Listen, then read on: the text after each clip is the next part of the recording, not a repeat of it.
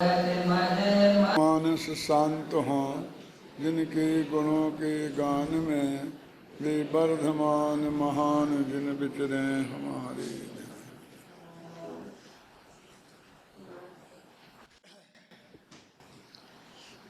समय सार परमागम का आश्रव अधिकार, गाथा नंबर 187-77-78।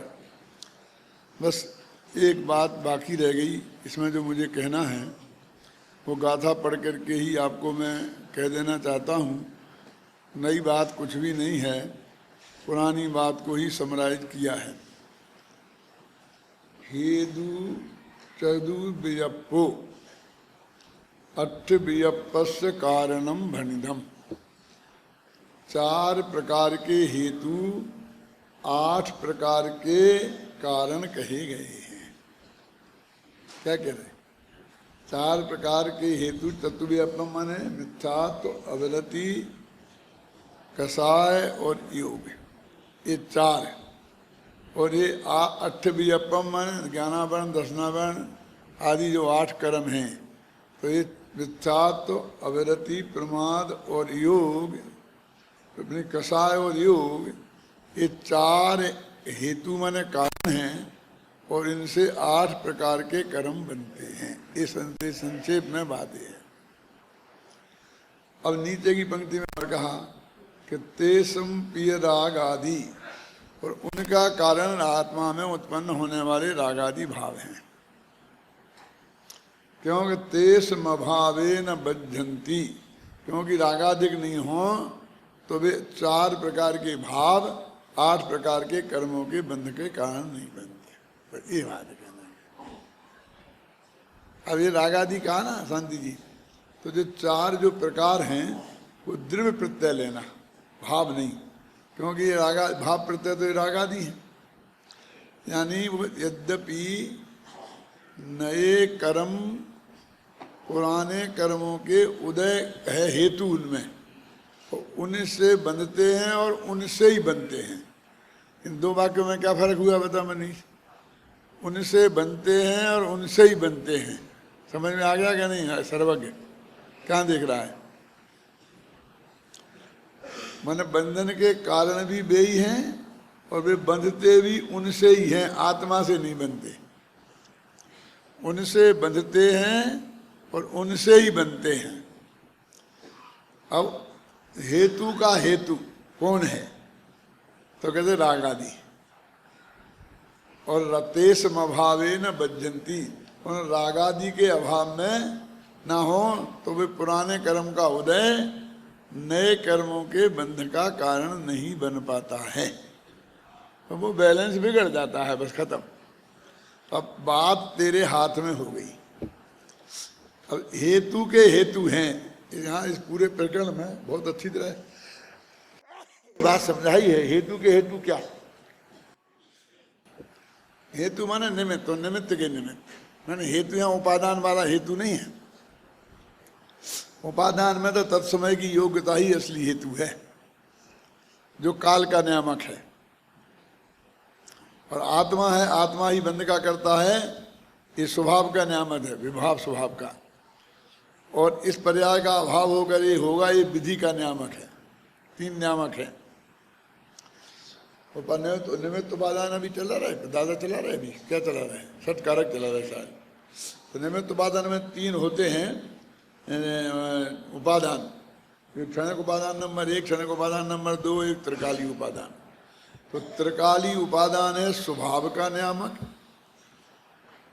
क्षणिक उपादान नंबर 1 है विधि का नियामक, और क्षणिक उपादान नंबर 2 है काल का नियामक। तो समझ में नहीं आया होगा कि क्या कह रहे हैं।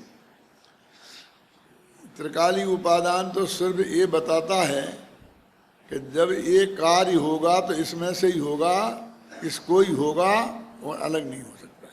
संबंध दर्शन यदि किसी को होगा तो जीव को ही होगा, अजीव को नहीं होगा।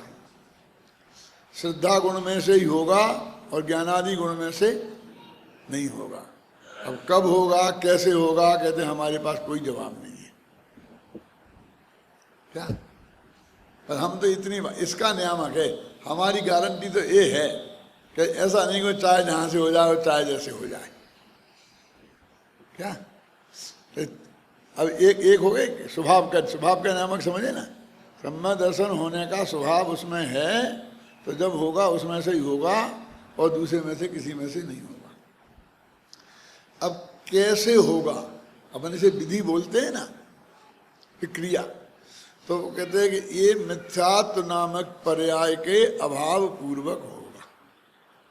अनंतर पूर्व क्षणवर्ती पर्याय का अभाव और उत्तर क्षणवर्ती पर्याय का उत्पाद, इसको जो कार्य कारण ये क्रिया का नामक है। अब ये तो मोटी बात कही है कि मिथ्यात्व के अभाव पूर्वक होगा।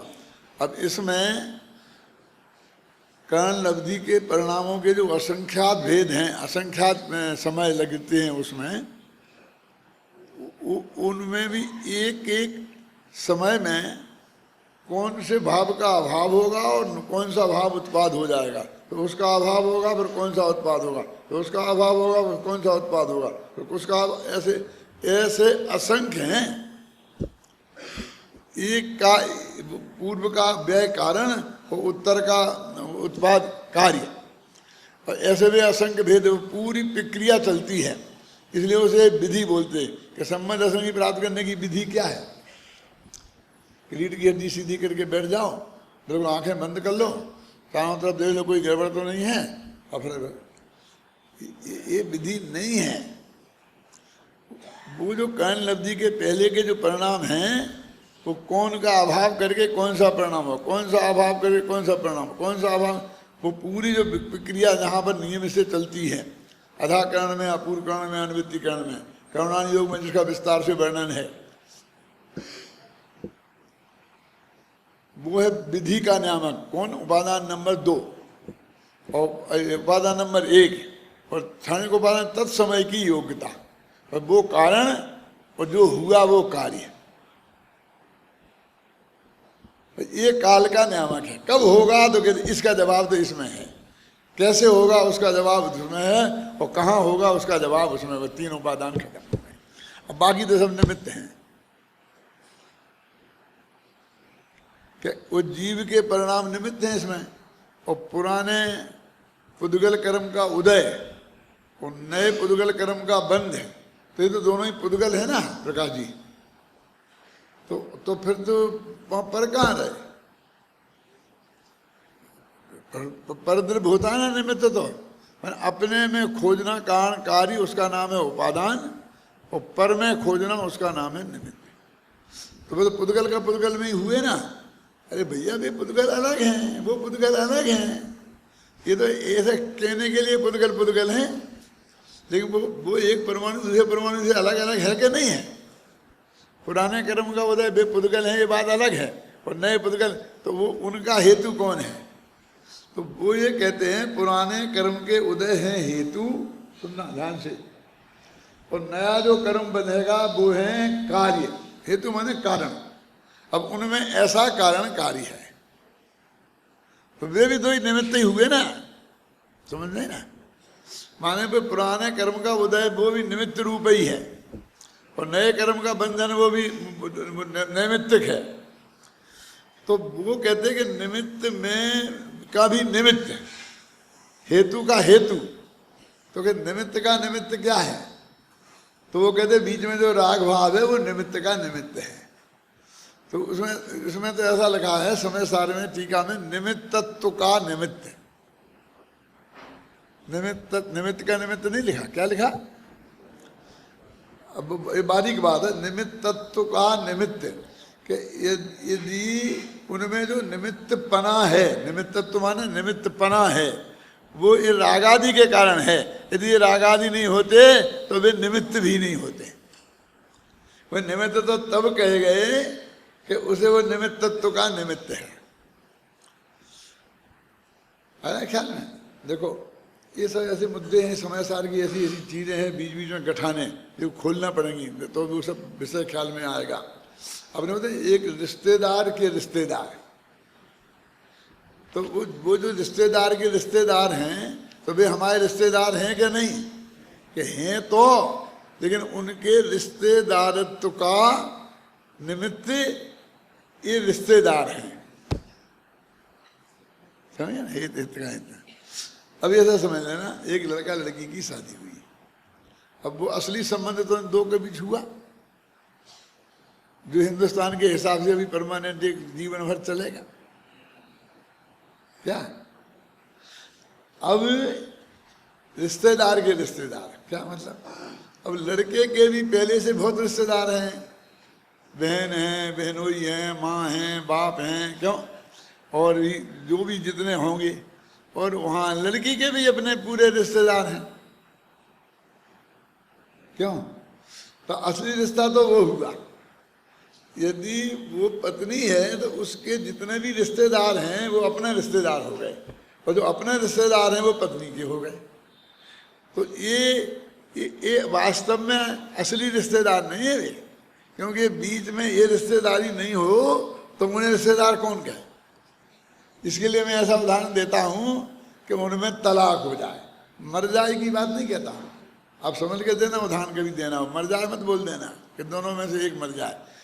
मैंने पत्नी का दुर्भाग्य से हो जाए स्वर्गवास, तो ससुराल खत्म हो जाती है, नहीं होती, लेकिन तलाक हो जाए तो हो जाती है, समझ गया।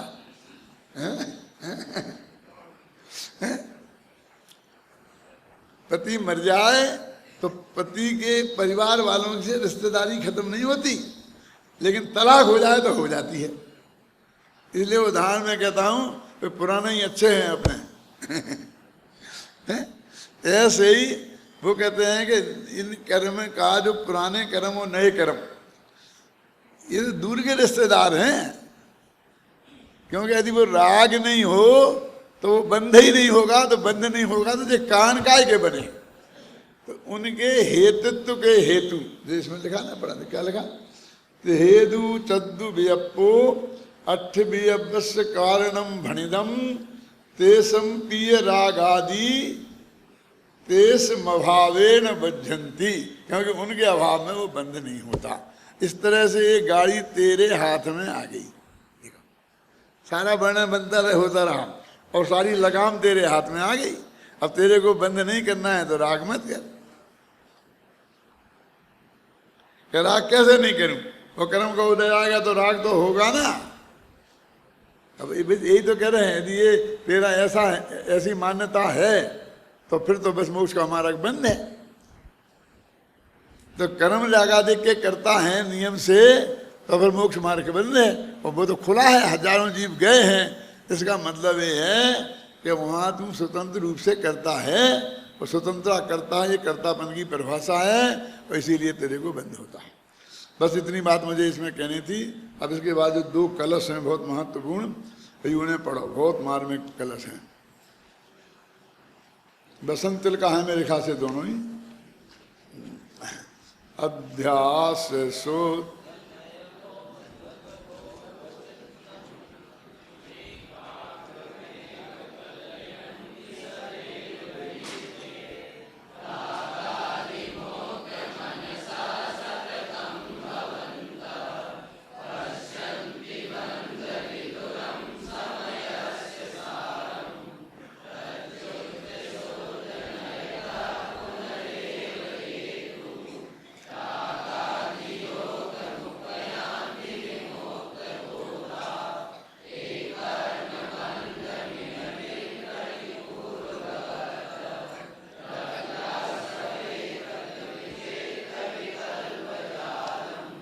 एक तरह से सारे आश्रम अधिकार के निष्कर्ष की बात तरफ अपन बढ़ रहे हैं, और आगे जो बात है यही बात आने वाली है। ये जो प्रकरण चलेगा ना, आगे वो एक ही प्रकरण है। देखो बड़ा हिंदी का, सदा ओद्धत चिन्ह वाली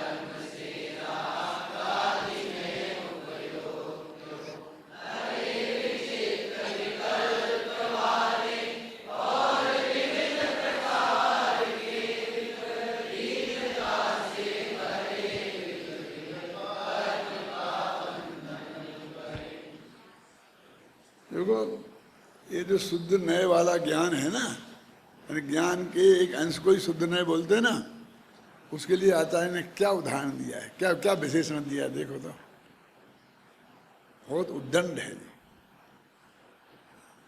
उद्धत चिन्ह वाले ज्ञान को उद्धत चिन्ह वाला ज्ञान कहा उसे। है?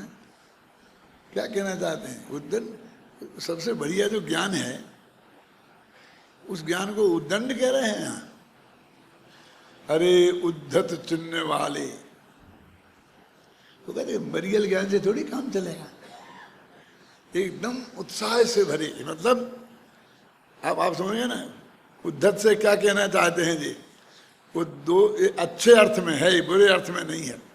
जैसे होता ना कि कोई आदमी ज़्यादा बुद्धिमान हो तो बुद्धिमान को ही होशियार हो ना, तो उसको होशियार भी कहते हैं और चालाक भी कहते हैं। अब मैं आपसे पूछता हूँ, सबसे सोचना अपने मन में, चालाकी और होशियारी में क्या फर्क है? क्या सोचो सोचो जरा एक में। बिना बुद्धि के तो न होशियारी काम आती है न चालाकी चलती है। बुद्धि तो दोनों में है, लेकिन उस बुद्धि का उपयोग अच्छे काम में हो तो होशियारी कहते हैं और बुरे काम में हो तो चालाकी कहते हैं। समझ गया? बस इतनी सी बात है, बुद्धि में कोई कमी नहीं है। उत्साह है, एकदम तेजी, एकदम होता है ना कोई आदमी में एकदम काम करने का, तो वो ज्ञान का जो चिन्ह है वो उद्धत है, अपने अच्छे काम में प्रयोग होता है, इसलिए वो उद्धत होकर के भी वो गुड अर्थ में है, बैड अर्थ में नहीं है। अरे उद्धत चिन्ह वाले क्या है? ज्ञान के अभ्यास से शुद्ध नए, उद्धत चिन्ह वाला शुद्ध नए है, उसके अभ्यास से निज आत्मा की एकाग्रता के ही सतत अभ्यास से, माने उसका अभ्यास माने आत्मा में उपयोग को केंद्रित करने का अभ्यास। उसी को दूसरी लाइन में इस तरह से कहा है, सदा उद्धत चिन्ह वाले शुद्ध नए अभ्यास से निज आत्मा की एकाग्रता के ही सतत अभ्यास से, ये काम है ना। रागादि विरहित चित्त वाले आत्म केंद्रित ज्ञानी जन, ये ज्ञानियों की देखो विशेषण, आत्मा की तरफ जो केंद्रित हैं और रागादि से चित्त जिनका दूर हो गया है। चित्त कैसा है? रागादि विरहित चित्त वाले आत्म केंद्रित ज्ञानी जन और बंध विरहित, बंध से रहित, और अखंडित, भेद से रहित, माने संयोग से रहित हो गए और भेद से रहित, दोनों व्यवहार का अभाव हो गया, आत्मा को देखते, ऐसा जो भगवान आत्मा है, अखंडित आत्मा है, उसको वो ज्ञानी जन देखते हैं। ये संस्कृत में देखो, संस्कृत में पढ़ा है बिल्कुल एक एक शब्द। वो बनारसी दास जी जैसा भावानुवाद नहीं है। अभी बनारसी दास का छंद भी इसमें बहुत मार्मिक है, अभी पढ़ के सुनाऊंगा मैं। अध्यास शुद्ध नए मुद्धत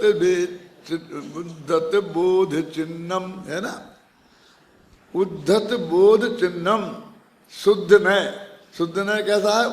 उद्धत है बोध ज्ञान का चिन्ह, जो ऐसा उसको अध्यास माने प्राप्त करके एकाग्रमेव कलयंती सदैव एते, जो एकाग्र करते हैं वो ऐसे आत्मा। लेकिन आत्म केंद्रित अनुवाद किया था ना, तो आत्मा तो शब्द है नहीं ऊपर। बोलो देखो देखो मनीष, ऊपर की पंक्ति में आत्मा है ना, नहीं है ना, और नीचे आत्मा कैसे आ गया?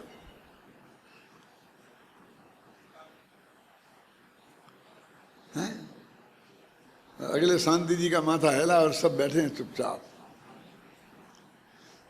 ये नियम है कि अध्यात्म में जहाँ एक शब्द आए उसका अर्थ आत्मा होता है।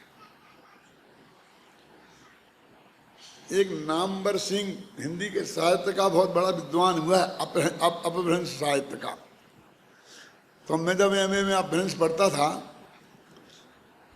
तो उसकी किताब पढ़ता था, तो उसने लिखा कि ये जैनियों का अभ्रंश भाषा में, खासकर अध्यात्म के प्रकरण में, जहाँ भी एक शब्द आवे तो उसका अर्थ आंख मीच के आत्मा कर देना।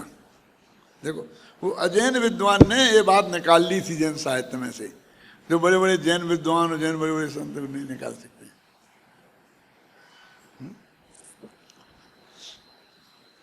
तो आज सुबह की उसमें टीवी पे आ रहा था ना, विदुषा प्रवर्तन्ति व्यवहारेण विदुषा प्रवर्तन्ति, और उन्हें कभी मोक्ष नहीं होगा, विद्वानों को कभी मोक्ष नहीं होगा, और संत जो है उनको मोक्ष होगा, ऐसा पूरा कलश है। गाथा ही है पूरी। 272 है, कौन सी है? 156 है। उसमें लिखा है कि विद्वानों को कभी मोक्ष नहीं होगा, संतों को मोक्ष होगा।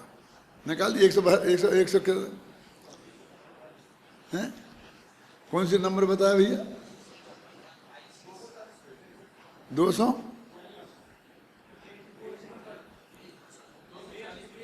200। अरे बोलो यार, क्या बोला? ये है कौन सा? मोतूण निश्चयठम व्यवहारेण विदुषापवाठन्ति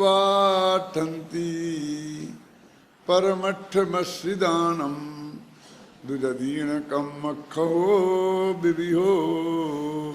क्या अर्थ है इसका? सुबह तो बता दिया था। विद्यार्थी तो हमारे सब आए होंगे, आप लोगों ने भी सुना होगा, मैंने भी सुना। मोतूण निश्चयठम, निश्चय को निश्चय नय के विषयभूत पदार्थ को निश्चयठ बोलते हैं, निश्चितार्थ है ना। निश्चय नय के विभूत पदार्थ को मोतूण माने छोड़कर विदुषा व्यवहारे प्रवर्तन्ति, विद्वान लोग व्यवहार में प्रवर्तन करते हैं, व्यवहार से प्रवर्तन करते हैं। परमठ मस्जिदानम जदीणम कमख्यो बिणो, किंतु परमार्थ के आश्रित जो जदीरण मन संत हैं, मुनिराज हैं, उनके कर्म क्षयो विविहो, उनके कर्मों का क्षय होता है। एक आधा सुबह आई थी कि नहीं आई थी मुझे नहीं पता, वो कि बाद में जो विद्यार्थी उन्हें सारांश बताते हैं उसमें से किसी ने कुछ बताया था कि नहीं, इसमें बताया था कि विद्वान लोग व्यवहार में पढ़ते उन्हें मोक्ष नहीं होगा। तो इसको बढ़िया उस पर लगाकर, क्या बोलते हैं उसको, तुम लिए लेते हैं बैनर, वो बैनर पर लगाकर और लिए फिरते हैं सामने वाले, देखो तुम विद्वानों को कभी मोक्ष नहीं होगा और संतों को ही मोक्ष होगा। कुंद कुंद कह गए। अब क्या कहना है तुम्हें? क्या जवाब दिया था इसका? बोल पहलवान, था क्या नहीं था? तुमसे नहीं बोल रहा, पीछे वाले से बोल रहा हूँ। ये भी तो भूतपूर्व होंगे, भूतपूर्व को थोड़ी अनिवार्य है यहाँ आना, तो वर्तमान वालों को बेचारे भी तो पीछे बैठे होंगे। कौन बता सकता है? हाथ उठाओ जल्दी पीछे से। अरे यार तुमसे नहीं, हमारे विद्यार्थियों से पूछ रहे, बोलो हाथ उठाओ। क्या बोल, खड़ा हो। हाँ, तुम कहाँ से लाए कि संत विद्वान नहीं होते? मतलब विद्वान संत होते हैं कि नहीं होते हैं, मैं उसमें कुछ नहीं कहना चाहता हूँ, लेकिन संत विद्वान नहीं होते ऐसा भेद तुमने क्यों किया? संत हमारे कुंदकुंदाचार्य संत थे, वे विद्वान थे कि नहीं खुद? तो वे कुंदकुंदाचार्य ऐसा लिखने वाले विद्वानों को अपने से पृथक मानेंगे और अपने को विद्वान नहीं मानेंगे, ये कैसे संभव है? जैसे इनको ये बात बहुत खटकी होगी उस समय जब उनने टीका लिखी, तो उनने कह दिया कि नहीं, इसका कैसा अर्थ किया देखो। अभी मैं द्वारा पढ़ता हूं, ध्यान से अपनी किताब खोलो और उसमें देखना ध्यान से, पढ़ने में फर्क आ जाएगा, अर्थ बदल जाएगा पूरा।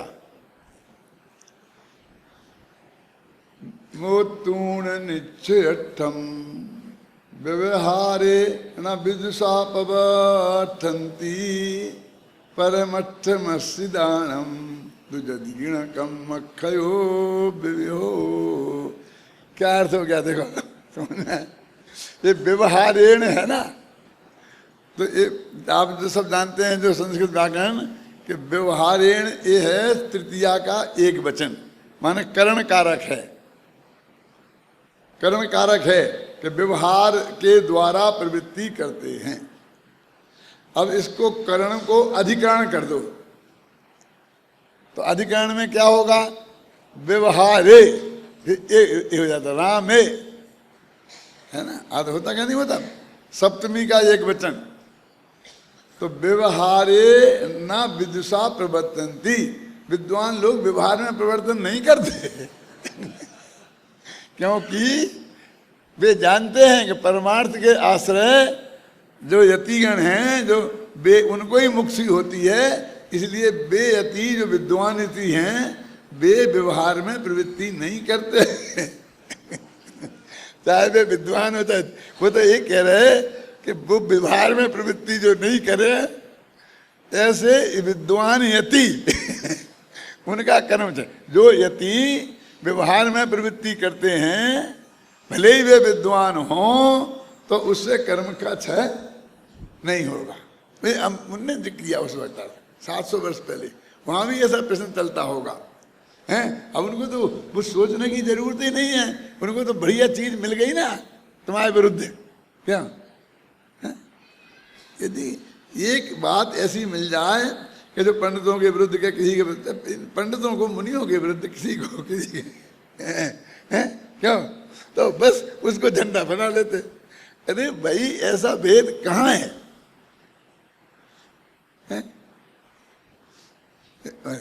ये पंडित लोग ऐसे, सेठ लोग ऐसे, पंडित लोग ऐसे, सेठ लोग, लेकिन ये तुम दो भागों में क्यों बांटते हो? क्यों? कोई सेठ पंडित नहीं हो सकता है? होना चाहिए ना, सेठों को भी पंडित होना चाहिए ना। और पंडित सेठ हो सकता है कि नहीं? वो भी ऐसा भी तो हो सकता है ना कि सेठ पंडित और पंडित सेठ, इसमें फर्क क्या हुआ? बात तो दोनों में दोनों ही क्वालिटी है ना, कि पहले सेठ था और बाद में स्वाध्याय करके पढ़कर पंडित बन गया, और पहले पंडित था और बाद में पैसा कमाकर सेठ बन गया इतना ही तो फर्क है, पंडित सेठ और सेठ पंडित यदि दोनों क्वालिटी हैं तो जिसमें दोनों हैं वो महान होगा ना। अब उसे दो पार्टियों में बांट कर तुम क्या करोगे? वो कहाँ जाएगा? इस समाज को सेठों और पंडितों में बांट के तुम क्या करोगे?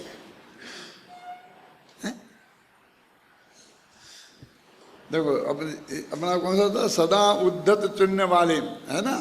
एकाग्र कलयंती सदैव एते रागादि मुक्त मनसा सततम भवंता। वे लोग रागादि से मुक्त है, मन जिनका रागादि से मुक्त नहीं हो गए, जिनका मन रागादिक से मुक्त हो गया, मन रागादिक में एकत्व बुद्धि जिनकी खत्म हो गई। पश्यन्ति बंध विदुरम समयस्य सारम, बंध से विदुर ऐसे समय के सार को देखते हैं। ये विदुर क्या होता है जानते कि नहीं? यहाँ लगा ना बंध विधुरम, विधुर जानते हो किसे बोलते हैं? ठेठ ठेठ बुंदेलखंडी में बता दूं? हाँ, विधुर माने रड़ुआ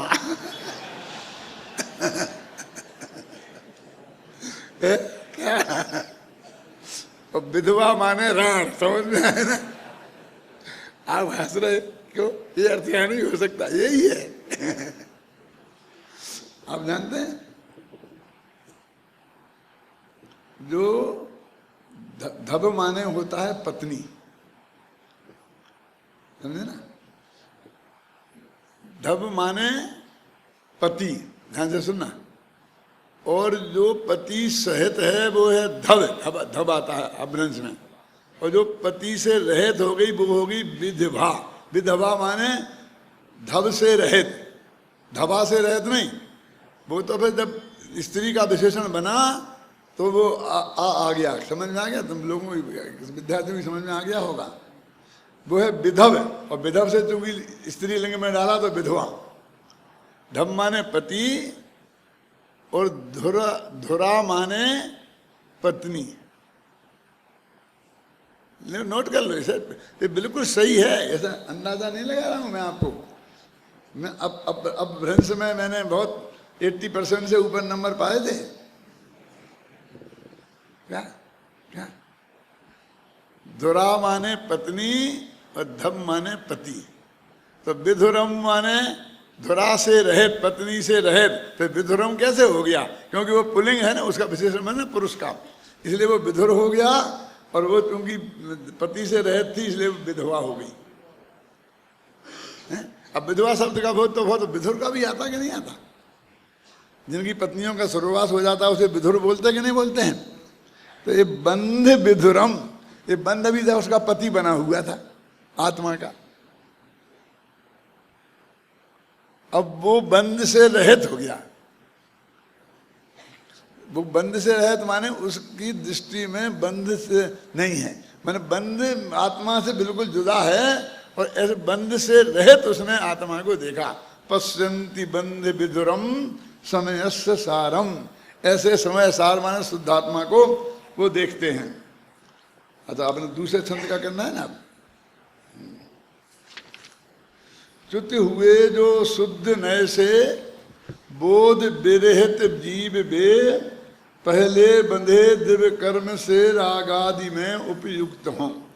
जो जीव बोध से विरहित हैं, माने सम्यक ज्ञान से रहित हैं, वे जीव शुद्ध नय से च्युत हो जाते हैं, शुद्ध नय में नहीं आ पाते हैं। और इसलिए पहले बंधे हुए द्रव्य कर्म का उदय में वे रागादि करके उसमें उपयुक्त लग जाते हैं। रागादि से उपयुक्त हो, अरे विचित्र विकल्प वाले और विविध प्रकार के विपरीतता से भरे विध विध कर्म का बंधन करें। समझे ना? विचित्र हैं वे कर्म, 8 प्रकार के हैं, 148 प्रकार के। और विकल्पक हैं और अनेक प्रकार के हैं और विपरीतता से भरे हैं और उनमें विध विधपना है। क्यों? तो कौन सा अलंकार है? देखो, अरे विचित्र विकल्प वाले और विविध प्रकार के विपरीतता से भरे विध विध कर्म का बंधन करें। ये बाबा वाह वाह का रिपीटेशन कितना हो रहा है? अनुप्रास, लेकिन अंतानुप्रास नहीं। जो अंत के मिलते हैं वो अंतानुप्रास है। शुरू का ये सब इसमें भरे हुए हैं। अलंकारों की दृष्टि से भी इसमें छांटा जा सकता है। जब कभी रिसर्च करो बेटा तो करना, है ना? अब देखो, प्रत्युच्च शुद्ध नयता पुनरेव हेतु रागादि योग मुपयांति विमुक्त बोधा, ते कर्म बंध में विभ्रति पूर्वबद्ध द्रव्याश्रय कृत विचित्र विकल्प जालम। सारे विशेषण हैं उसमें जो नीचे, जो मैं बोलता हूं ना कि बनारसी दास जी के में और इसके में जो अंतर है पद्यानुवाद में, सरलता है पूरी, उसको पकड़ा है। मिलेंगे एक आध जगह एक आध विशेषण छूट गया होगा, एक आध जगह एक आध विशेषण आ भी गया होगा नया, लेकिन बहुत मुश्किल होगी आपको ऐसा खोजना, क्योंकि कभी कभी जगह खाली बच जाती है तो एक आध विशेषण जोड़ना पड़ता है। कभी कभी जगह नहीं होती है तो एक आध विशेषण हमें नहीं, कुंद कुंद को करना पड़ा। 14 और 15वीं गाथा में क्या फर्क है बताओ? आप कर रहे थे ना प्रवचन 14वीं, बताओ 14 और 15 में क्या फर्क है? 5 विशेषण किया ना, जो पश्यति अपाणम अबद्ध पुट्ठम, अबद्ध पुट्ठ अनन्यम नियदम अवशेषम संयुक्तम तम शुद्ध नयम व्याणी। 15वीं बोलो। इसमें से 2 छूट गए भाई साहब, 3 नहीं आ पाए क्योंकि जगह की बहुत कमी थी। क्यों? ऐसा तो नहीं 2 छोड़ने हैं उन्हें। हमें तो ने कह दी कि ये पीछे से ले लेना, नहीं 3 ही की जगह थी इसलिए कह दी, तो 2 विशेषण पीछे की गाथा से ले लेना। ऐसा होता है, उनको भी तकलीफ होती है, उनने भी ऐसा किया है। इसको लिख देते हैं हमारे लोग छंदानुरोध से। वे 2 क्यों छूट गए? छंदानुरोध से। यदि वो गद्य में लिख रहे होते तो नहीं छूटते गारंटी से। है ना।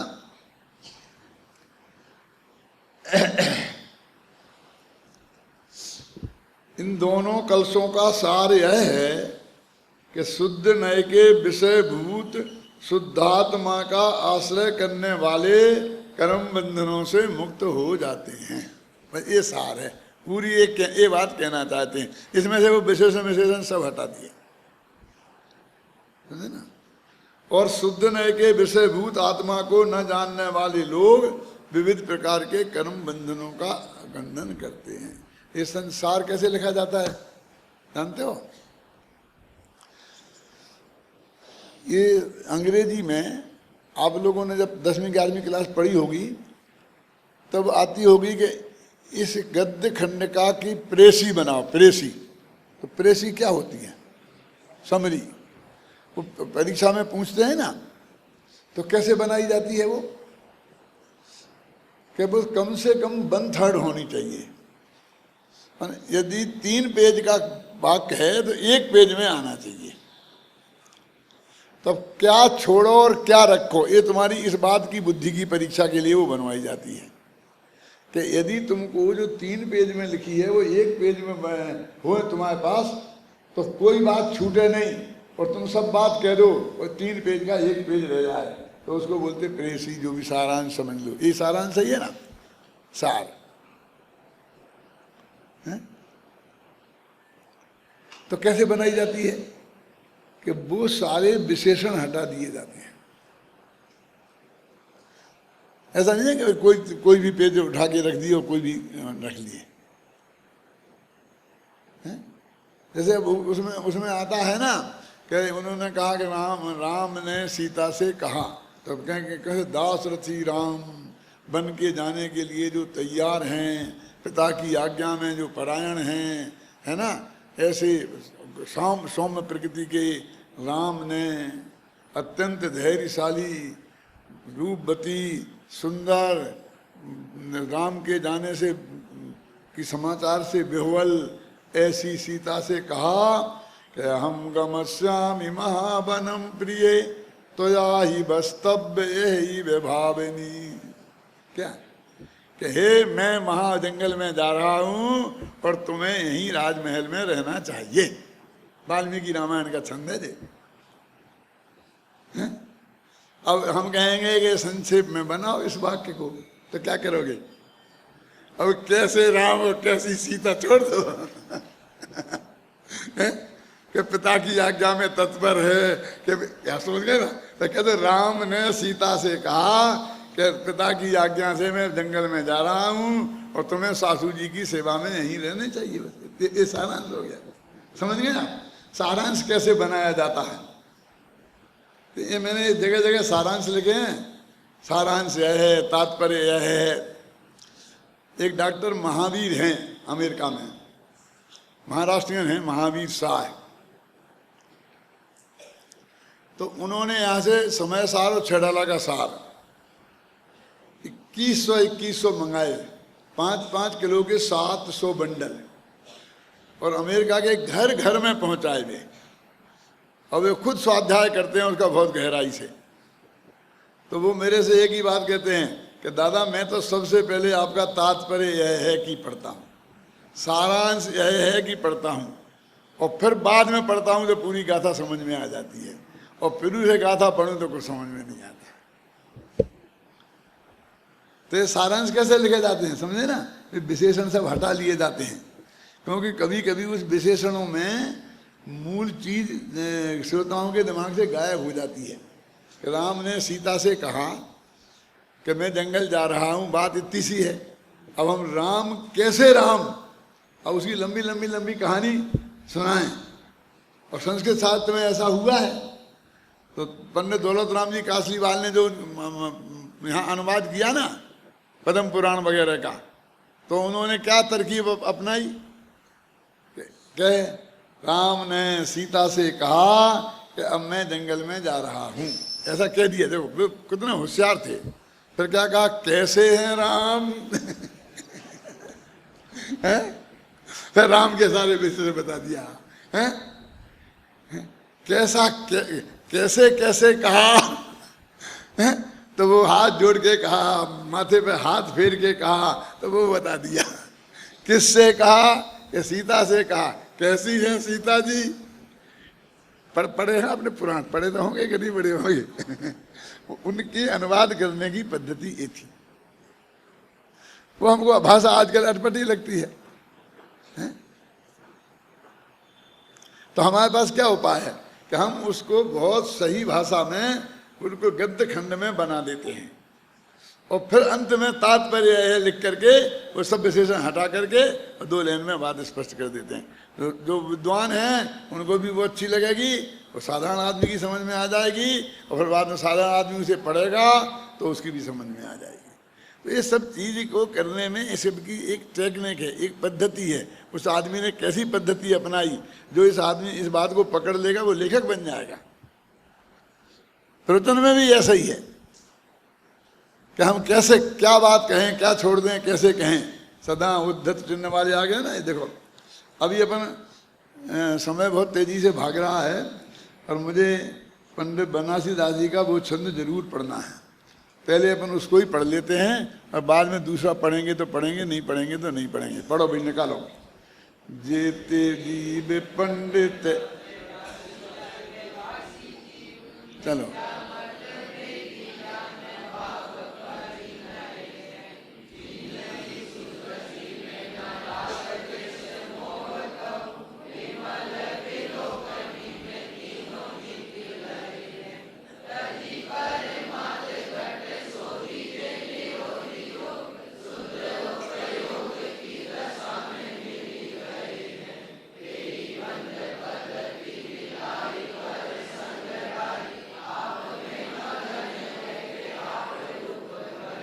अब ये छंद है, ये वो कौन से 120वां छंद का अनुवाद है।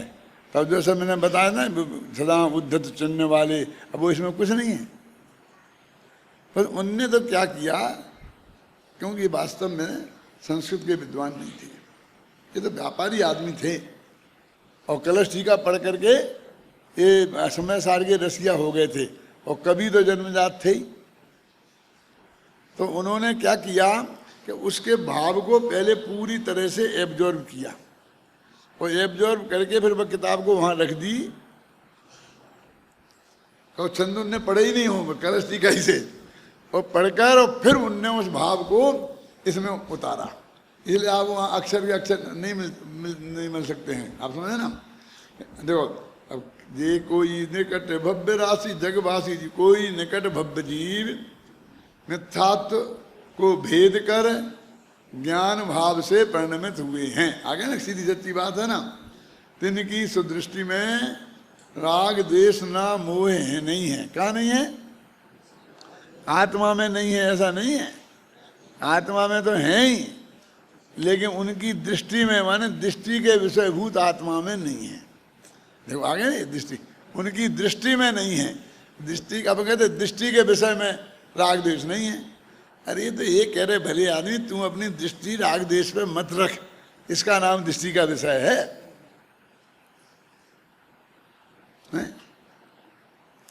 माँ बेटे को डांट रही है, चांटा मार रही है और ये कह रही कि तूने ऐसा किया तो मैं ऐसा कर दूंगी, ऐसा कर दूंगी। तो ये वो पर्याय है तत्समय की। अब इस पर्याय पे बच्चा दृष्टि नहीं रखता है और वो माँ का जो अखंड अंदर में स्नेह है उस पर दृष्टि रखता है, तो वो माँ का विद्रोही नहीं बन। और पड़ोसन पुचकार रही है और डांट रही है माँ को, मत डांटो उस बच्चे को, मत डांटो उस बच्चे को, तो वो बच्चा उस पड़ोसन के पास नहीं जाता। वो दृष्टि के विषय से वो भी बहुत भली भांति परिचित है। क्या वो जानता है पुचकार रही, ट्रॉफी दे रही, गोद में ले रही और डांटने वाली माँ को डांट रही है, रोक रही है, बचा रही है मुझे, तो भी वो उसके पास नहीं जाता और अपनी माँ की छाती से ही जाके चिपकता है, क्योंकि उसकी दृष्टि में पता है कि ये चाहे इतनी गुस्सा हो रही हो, अंदर में अखंड प्रेम की धारा बह रही है। तो वो भी उपेक्षा करना जानता है ना पर्याय में से। वो नहीं कहता है कि इसमें से निकालो, मम्मी को गुस्सा निकालो। उन्हें आज तक शिकायत नहीं करी कि मम्मी तू कैसे गुस्सा होगी तो मैं तुझे मम्मी नहीं मानूंगा। वो तो गुस्सा करती रहे मम्मी, फिर भी उसे मम्मी मानने को तैयार है, कोई खास शिकायत नहीं है उसे। क्या इसका नाम दृष्टि का विषय है। हमारी दृष्टि में ऐसी ताकत है कि जो चीज दृष्टि में रखने लायक नहीं है उसे अपनी दृष्टि में से निकाल दे। हम वस्तु में से निकालने शुरू कर दिया हमने द्रव्य को ही पर्यायों से रहित कर दिया।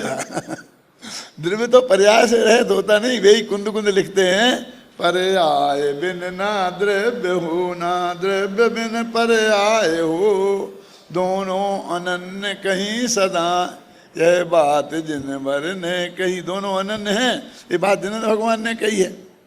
लेकिन ये दृष्टि का कमाल है। सुनो, अभी जो आना है मुझे, अब ये पढ़ो, ये छंद की बात करनी है। अपने पास 5 मिनट है, इस छंद को पढ़ लें, नहीं फिर नहीं आ पाएगा। जेते जीव पंडित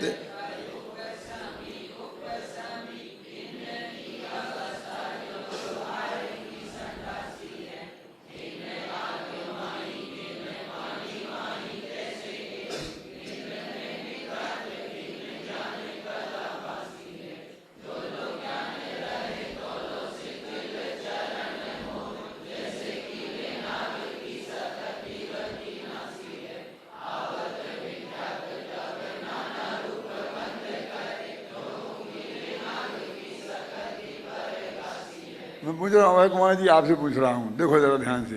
ये जो छंद है ना, जैसे 21वां, जिसका ये पद्यानुवाद है, इसमें कहीं ये दिखता है उपसमी पंडित, छह उपसमी पंडित, कहीं एक अक्षर दिखता है क्यों? तो इस छंद का जो पद्यानुवाद है तो कैसे नक्की किया? उनने थोड़ी किया, ये तो बाद के लोगों ने इकट्ठा कर कर आ गया। इसके पहले का जे है, इसके बाद का जे है, तो बीच का जे है, तो यही होगा। इसमें तो उसकी कुछ गंदी भी नहीं दिखती है। उसमें दिखती है चित्त हुए जो शुद्ध नए से बेर बेद जीव बे, पहले बने द्रव्यक्रम से रागादि में उपयुक्त हों, पहले विचित्र विकल्प वाले, ये है इसका अर्थ। जो एक एक अक्षर है और इसमें नहीं है। अब आप कहेंगे आप इतने क्यों रीझ रहे, फिर उन्हें आपको क्यों कोई, अरे उसमें बहुत बढ़िया बात है इसलिए हम कोटेशन दे रहे हैं। हम ये थोड़ी कह रहे कि वो खराब है, लेकिन ये आप उसको तुम पद्यानुवाद नहीं है वो। मालूम उनने ऐसा जैसे अपन बैठे ना शुरू से अंत तक और ऊपर छंद रखे पद्यानुवाद लिखते चले गए, ऐसा उन्होंने लिखा भी नहीं। वे तो वैसे अपनी कविताएं बनाते थे ना, भजन लिखते थे, ऐसे लिखते रहे समय सार के आधार पर। अब ये छंद इकट्ठे हो गए तो शायद उनके समय अथवा उनके बाद में उनके अनुयायियों ने उन्हें इकट्ठे करे और इकट्ठे करके नाटक समय सार के नाम से छाप दिए। फिर बाद में अभी गुरुदेव के ज़माने में आकर के फिर उनको कौन छंद किसका भाव है ऐसा मिला के ऊपर से नीचे तक सेटिंग किया, आगे पीछे। ये उनने कुछ नहीं किया। मैं ये कहना चाहता हूँ कि समय सार समय सार नाटक पढ़ करके तुम कलश पद्यानुवाद, समय सार कलश पद्यानुवाद को नहीं छोड़ सकते, और समय सार कलश पद्यानुवाद पढ़ के समय सार नाटक को नहीं छोड़ सकते। दोनों में अलग स्टाइल से अलग विषय वस्तु अलग तरीके से प्रतिपादन की गई है। अंतर समझ में आ रहा है मैं क्या कहना चाहता हूँ?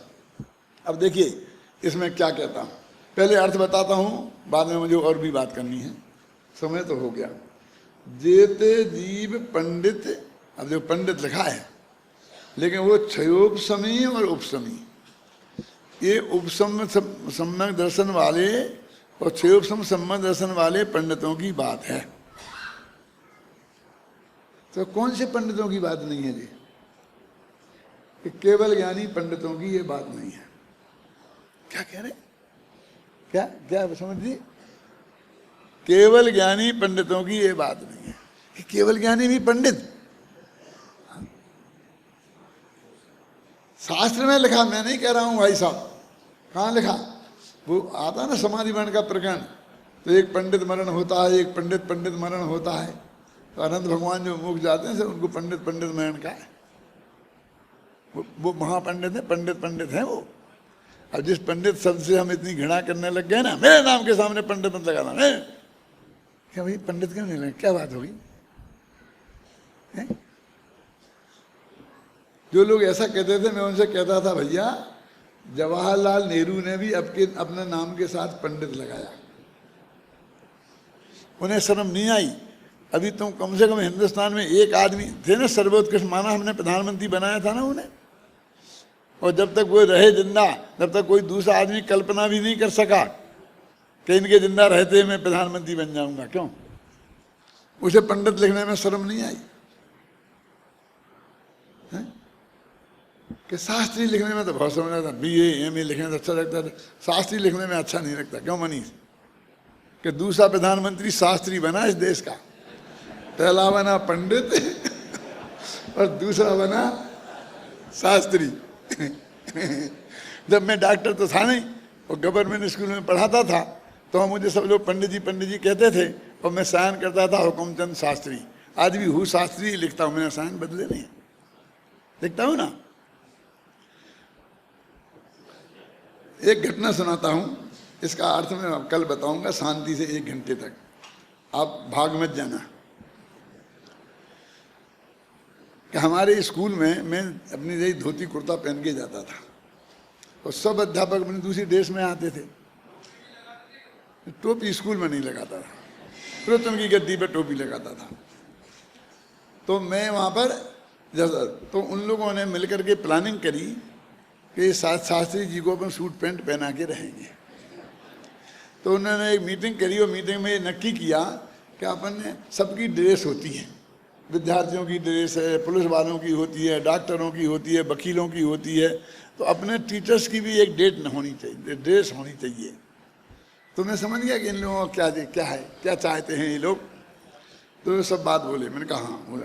तो अपन बोले बैठ करके ये सब मिलके मीटिंग में आज तय करेंगे। मैंने कहा अच्छा, एक बात है कि निर्णय सर्वसम्मति से होना चाहिए। हाँ अंकल बिल्कुल सर्वसम्मति से हो। क्यों?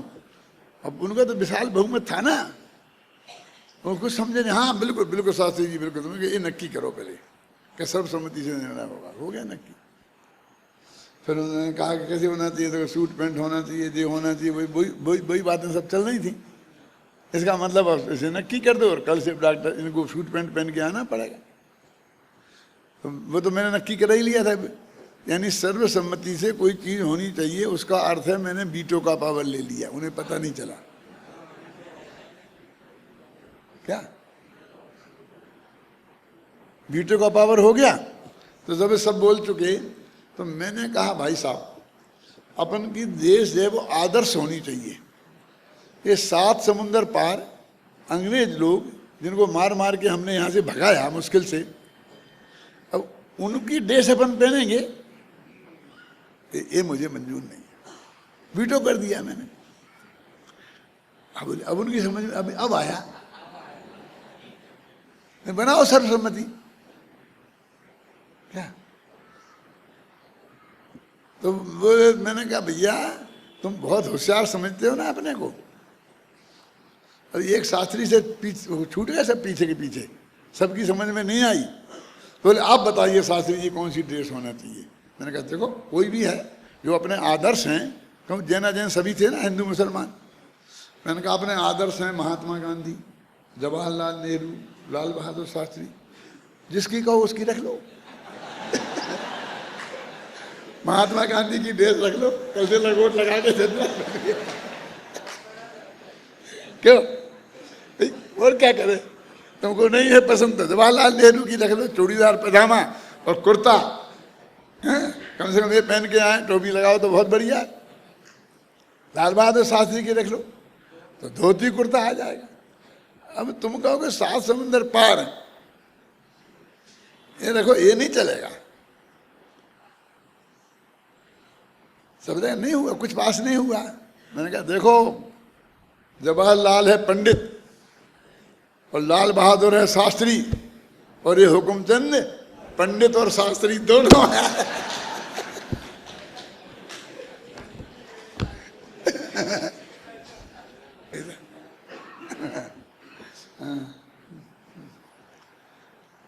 चलो बढ़ाओ भाई आगे।